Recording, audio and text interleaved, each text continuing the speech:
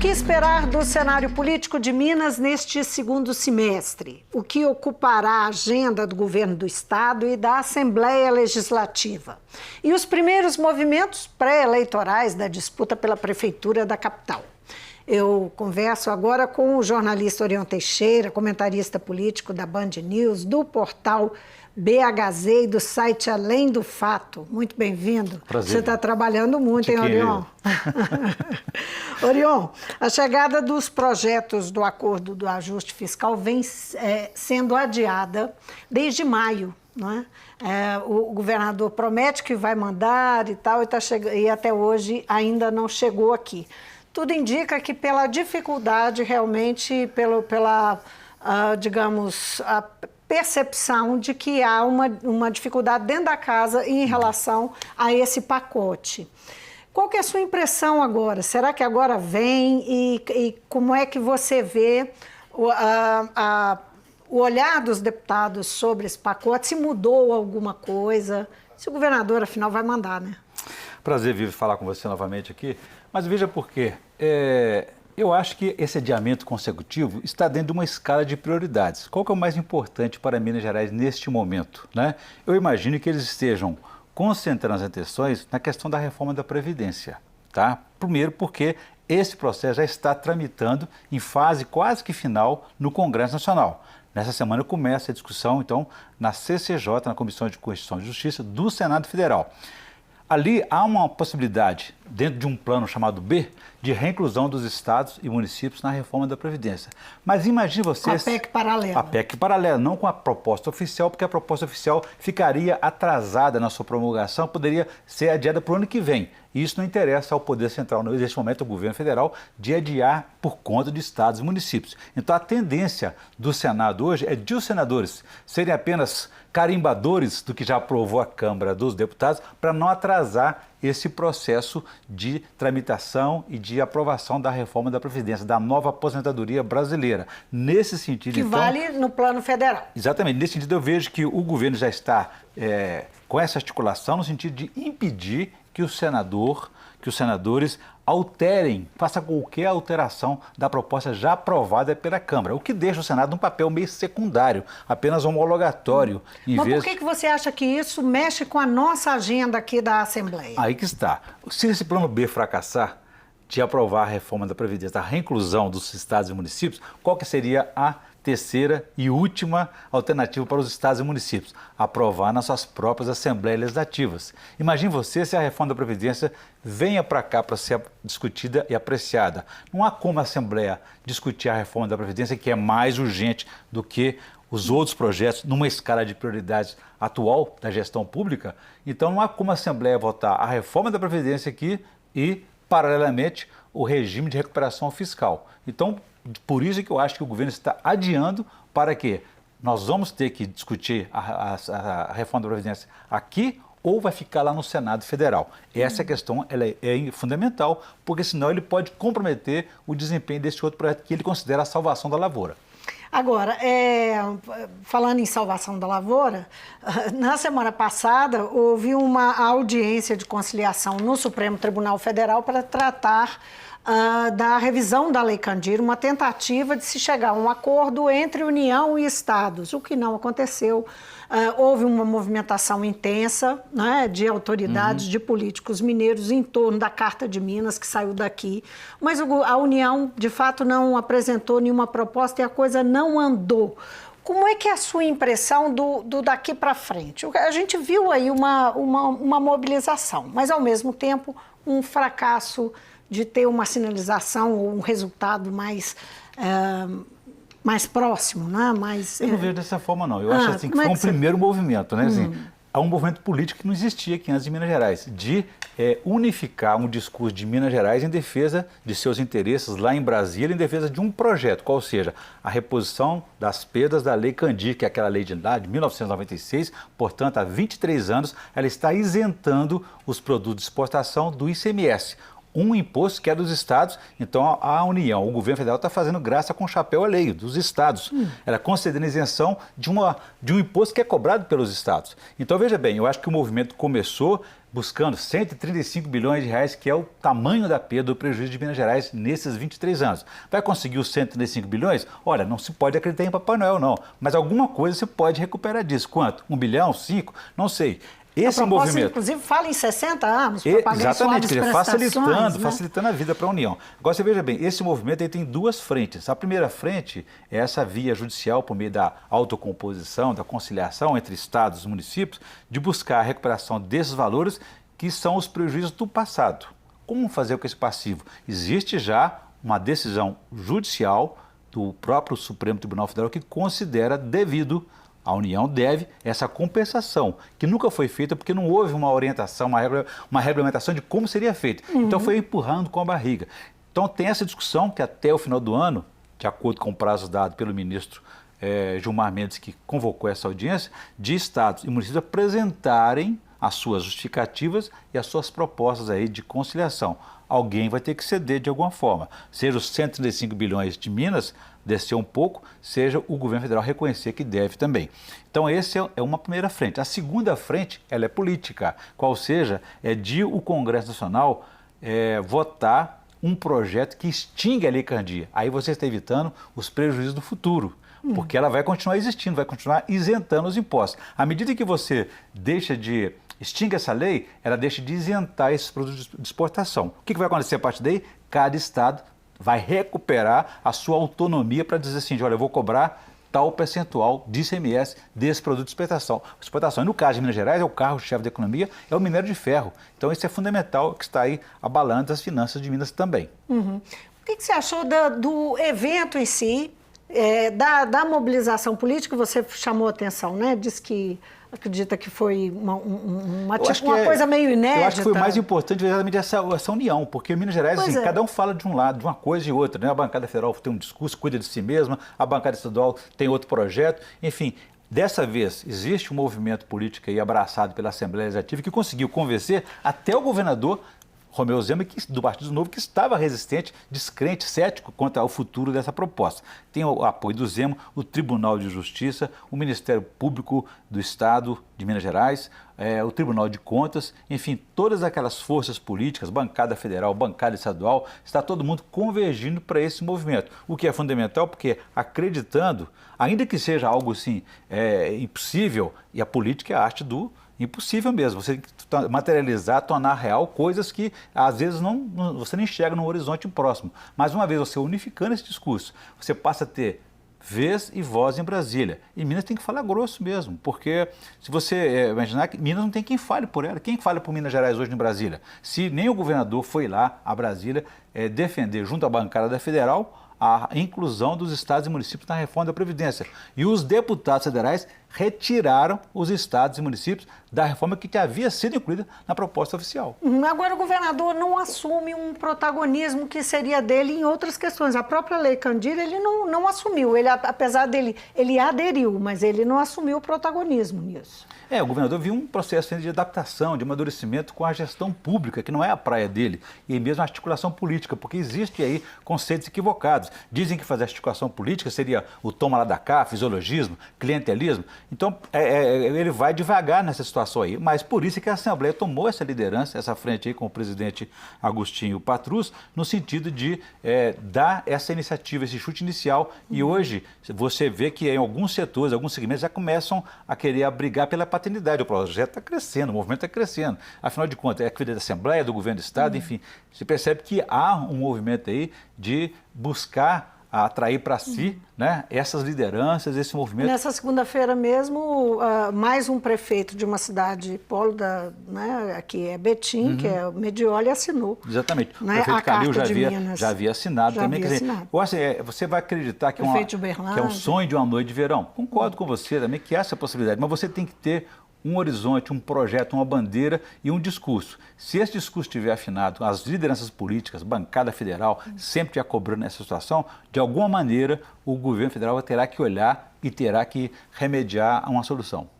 Agora, Orion, saiu uma pesquisa Paraná, que mostra o governador com uma aprovação, a gente poderia dizer assim, intacta, em torno dos 60%, e uma variação mínima para cima. Hein? Ele foi eleito com 70%. Foi eleito com 70, mas intacto em relação à posse, né? Em relação ao primeiro mês de mandato dele. Varia de 58 e pouco para 61, enfim, uma variação muito pequena e é para cima. E é um cenário bastante adverso. O Estado não tem dinheiro para fazer muita coisa, não é? O que explicaria essa pesquisa? E o governador, a gente sabe que também é um homem que faz pouco política, no sentido de se mostrar politicamente, de se posicionar, não é? Mas também não se expõe negativamente, né? Quer dizer, então você está numa fase de lua de mel, de expectativas, né? Você acabou de eleger um governo, acabou de dar posse a um governo, nós estamos nos primeiros 6 meses, chegando no segundo semestre. É natural ele estar nessa situação. Eu acho assim, não tem nada assim, de excepcional nesse número, não. Ele pode ser, ele não reflete uma boa gestão, nem também está refletindo uma situação crítica de dificuldade de gestão. Tá? Agora, como é que você avalia o desempenho da oposição ao governador? Como é que fica a oposição? Eu acho que ela não existe, né? Ela faz um papel aqui dentro que apenas cumprir uma tabela, no sentido de que vivemos num ambiente democrático que precisa de alguém dizer não, alguém fazer uma crítica ou outra, mas eu não vejo ninguém com essa dificuldade, a ponto de... qual foi, por exemplo, o principal confronto do governo aqui na Assembleia Legislativa nesses primeiros 6 meses? A questão dos jetons. Um problema criado pelo próprio governador, que dizia na campanha que não pagaria essa gratificação extra para os secretários que participariam, que teriam assento nas reuniões mensais das estatais mineiras, como forma de engordar o salário deles. Sempre foi assim no governo do PT, no governo dos tucanos, o secretário ganha lá 10 mil reais, o salário dele, e seria compensado aí com um salário melhor, uma gratificação, com os jetons das empresas estatais. O Zema dizia isso na campanha, que era um puxadinho, que era um penduricalho, que era uma prática condenável. Depois teve que ceder, fazer uma revisão, reconhecer que ele não tinha alternativa para manter um secretariado mais qualificado no governo com esse salário pouco competitivo. Então hoje, aí os deputados aqui tentaram ajudar o governador a cumprir uma promessa de campanha de acabar com os jetons. Mas depois dessa mesma Assembleia, esses mesmos deputados, 53 haviam votado contra, aliás, pela extinção do jeton. Depois mais 33 votaram pela manutenção dos jetons. Fizeram um movimento ali qualquer para não criar mais dificuldades para o governador. E aquilo foi um recado político. Foi assim, dizer que é preciso reconhecer o papel, a importância que a Assembleia tem na governabilidade dele. Até porque a relação do governador tem sido, digamos, errática em relação ao meio político. Ao meio todo, político, né? Não é? Você acha que houve algum avanço nesse sentido? No comportamento do Zema, a gente pode avaliar alguma mudança no sentido de entender o funcionamento das relações políticas e tentar se aproximar dos deputados, da Assembleia, levando-se em consideração que tem pautas do interesse do governo do Estado que são bastante difíceis, como a gente se referiu ao acordo de recuperação fiscal? Ainda não está caracterizada essa situação, não. Mas também a Assembleia não ficou observando. Ela se organizou de tal forma que ela está mostrando a importância que ela tem nesse processo de governabilidade. Não se governa sozinho. Então ela está fazendo o governador entender que ela também participa e ela é importante nesse processo de definições, de governabilidade. Porque se ele quer aprovar a venda da CEMIG, por exemplo, ele vai ter que convencer os deputados que, ao final, é quem dará a palavra final. Se pode vender a CEMIG ou se não pode vender a Copasa, se vai aderir à renegociação da dívida com o governo federal, a palavra final da Assembleia. Então é importante que ela esteja participando desse governo. Ela quer participar desse governo, não apenas homologando, carimbando um projeto do governador. Então eu vejo que o governador ele peca ainda em algumas situações em que publicamente ele fala de um jeito e transfere para a Assembleia a responsabilidade, mas é com ela que ele tem que governar. Seja ela renovada ou não renovada, seja ela de alto nível ou não, isso não pode. Ele tem que conversar com essa Assembleia que está aqui, como ele conversa com o Judiciário também. Se ele não tiver esse entendimento com esses 2 poderes, os 3 poderes não conseguem também avançar. Agora, uma das dificuldades que estão previstas aí pela frente nesse acordo é justamente derrubar o referendo popular para que possa privatizar a CEMIG e Copasa, né? Tem aí uma legislação que impõe um referendo popular, se a população aceita ou não. Isso aí vai ser talvez um fator de dificuldade? Isso não passa. Foi por isso que o ex-governador Itamar Franco colocou isso em 90 2009, né, 99, de 99 a 2002, quando ele governou, ele colocou essa trava.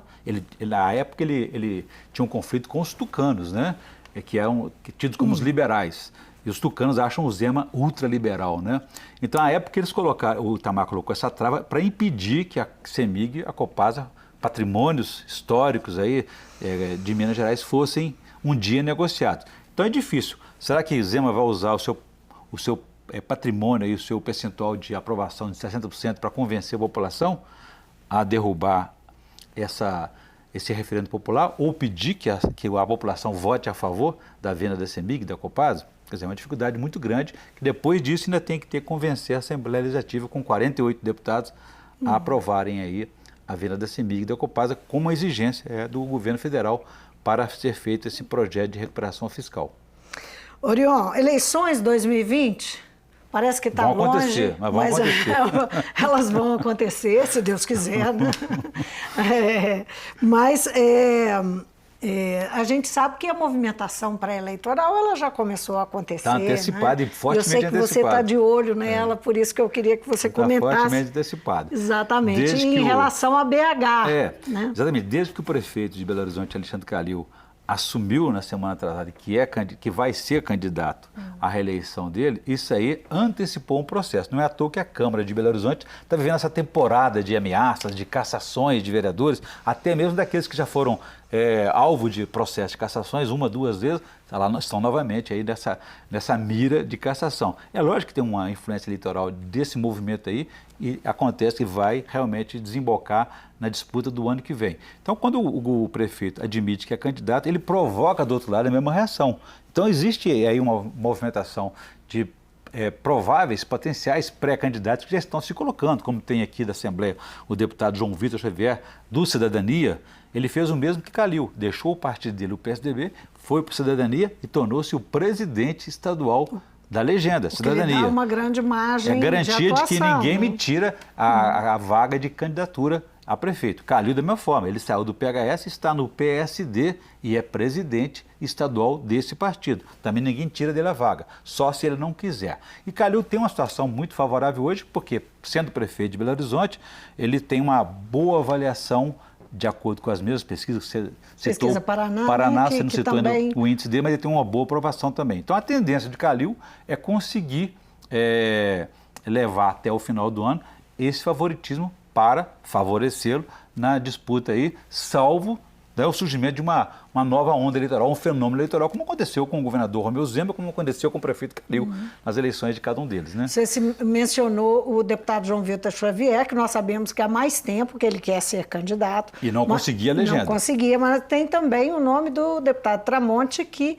se elegeu com mais de 500 mil votos para... outra surpresa eleitoral. Né? E transferiu o título dele para Belo Horizonte, né? Todos os sinais, que foi a senha. Está dando sinais, né, de que está no páreo, para essa interpretação de que ele estaria no páreo. Está no páreo, quer dizer, tem uma boa votação, como teve esse patrimônio eleitoral na eleição passada, tem o título aqui em Belo Horizonte, está num partido que lhe dá condições, quer dizer, tem tudo para poder também ser aí um concorrente de Calil. E quem sabe isso, uma surpresa aí, a coisa não possa mudar, mas no momento... A propósito, a aprovação, estou me informando aqui, que eu não tinha anotado o número, a aprovação da administração do Calil é de 71,5%. É uma aprovação alta, não é? Com certeza.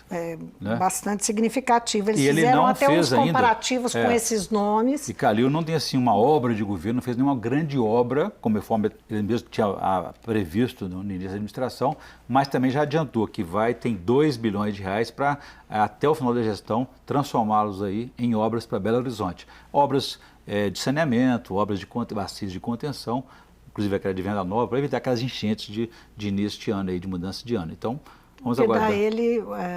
Mas, quer dizer, ele tem condições, então, por meio desse conjunto de obras, ter uma vitrine para mostrar. Já que Calil, quando foi candidato em 2016... Isso mesmo? Em 2016, ele dizia apenas que chega de política, é o que ele tinha para mostrar. Agora mudou, agora é Calil, né? Assim, agora, em 2020, ele vai ter que ter o discurso, ele vai ter o que mostrar. Talvez, então, esse conjunto de obras que ele adiantou aí de 2 bilhões seja a vitrine dele para mostrar que ele fez. Né? Até 2016 a gente via um cenário de disputa tradicional, não é? Que se repetiu durante décadas entre PSDB e PT, também na Prefeitura da capital. Não é? Qual que é a expectativa para esses partidos? Você vê, assim, vislumbra no horizonte o que seria a posição, se eles teriam candidatura? Todos buscam sobrevivência, né, Vivian? Agora, como existe esse cenário, então, de Calil ser um favorito, eu até conversei com o prefeito Calil, ele me disse o seguinte: se você fez uma boa gestão, as chances de você se reeleger são grandes. Se fez uma má gestão, pode ir embora, vai para casa que acabou. Então ele está convencido de que essa fórmula que ele descobriu na prefeitura será bem sucedida. Então o que acontece é o seguinte: muitos partidos que tenham alguma boa convivência ali com esse campo político e administrativo de Calil estão querendo o quê? Não concorrer com ele, mas indicar o vice dele, que é o caminho mais curto para o poder. Porque veja bem, o que se diz aí é que Calil vai ser candidato à reeleição para depois pensar num voo mais alto, ou seja, em 2022, disputar o governo de Minas. Então, quem for o vice de Calil vai ter a prefeitura de Belo Horizonte aí, né, de maneira muito fácil, com a desincompatibilização de Calil, buscando a eleição para governador, e esse vice ficaria na prefeitura. Então, essa concorrência hoje é grande de quem será o vice de Calil, entre esses partidos aí que não tem, digamos assim, uma vida própria nesse momento, não tem um nome próprio. Mas Alexandre Calil, que em 2016 enfim, se opôs tanto ao PSDB quanto ao PT e falava chega de política, será que teria como a política é dinâmica, né? Agora, a tendência agora é saber como compor isso aí. Do outro lado também a coisa funciona. Eu sei que a oposição a Calil está organizando uma frente política para impedir que ele se reeleja, com esse favoritismo todo, que perca esse favoritismo, que ele não se reeleja. Mas se reeleger, que não seja uma boa vantagem daquelas assim que o torna um candidato natural ao governo de Minas em 2022. E aí as alianças de quem tem apoio, de quem contam? Exatamente. Nesse momento eu sei que o Democratas do senador Rodrigo Pacheco busca aliança com o João Vitor Xavier, que tem aliança com outros vereadores de Belo Horizonte que não concordam com a gestão Calil. Pode ser que o Novo até se encaixe em algum momento nisso, já que o Novo, a liderança... Afinal de contas, é o partido do governador, em tese teria força. Que já disse que não apoiaria Calil, né, e o próprio líder do Novo na Câmara, Matheus Simões, faz uma oposição muito crítica, muito dura a Alexandre Calil. Então, em algum momento, essas forças podem se encontrar para que evitem, no primeiro ou no segundo turno, avaliadas as chances de um e de outro, fazer essa aliança para poder impedir o que eles consideram pior para a cidade. Que o Calil chegar seria também uma forma de impedir que Calil chegasse ao governo do Estado. Existe um movimento aí, né, nesse sentido. E o partido do presidente, o PSL, aqui? Bom, aqui tem problemas com as candidaturas laranjas ainda, né? Não foi resolvido isso ainda não. Marcelo Álvaro Antônio, que foi o presidente estadual, hoje é ministro do Turismo. Ainda a investigação não foi encerrada, de alguma forma ela não consegue avançar. A gente pode suspeitar de várias coisas, mas não avançou e ele continua ainda denunciado a respeito dessas situações de candidaturas de candidatas, né, mulheres, né, em que eles se apropriaram do fundo eleitoral destinado a essas candidaturas. Isso já derrubou um ministro, Gustavo Bebiano, não é isso? Que foi da Casa Civil de Bolsonaro. De lá para cá, essa investigação não avançou. Então, é lógico que o PSL está no par, mas está devendo essa explicação aí. E não tem um nome forte, assim, pelo menos pode se contar. Não fosse isso, Marcelo Álvaro Antônio seria um nome. Sim, eu acho que a questão eleitoral. Hoje não existe ninguém consagrado e ninguém vencendo a eleição antes da hora aprazada. Tem que ainda amadurecer o processo e participar dele, né? Orion, muitíssimo obrigado por vir ao Mundo Político. Muito obrigado. Eu conversei com o jornalista Orion Teixeira, ele é comentarista político do Grupo Band, do portal BHZ e do site Além do Fato. Eu agora tenho que ler, senão vou deixar alguma coisa para trás. Nós conversamos aqui sobre essa agenda do segundo semestre, a agenda política do segundo semestre para o governo do Estado, para a Assembleia de Minas, e falamos também de eleições 2020 e a movimentação que já acontece, especialmente nos bastidores, envolvendo não só pré-candidatos, pré-pré-candidatos e os partidos. É isso? Muita turbulência, né? Isso mesmo. O Mundo Político fica por aqui. Se você quiser rever a entrevista, é só acessar o nosso site ou o YouTube e para falar conosco, e-mail ou Twitter. Então, obrigada pela companhia. Até a próxima.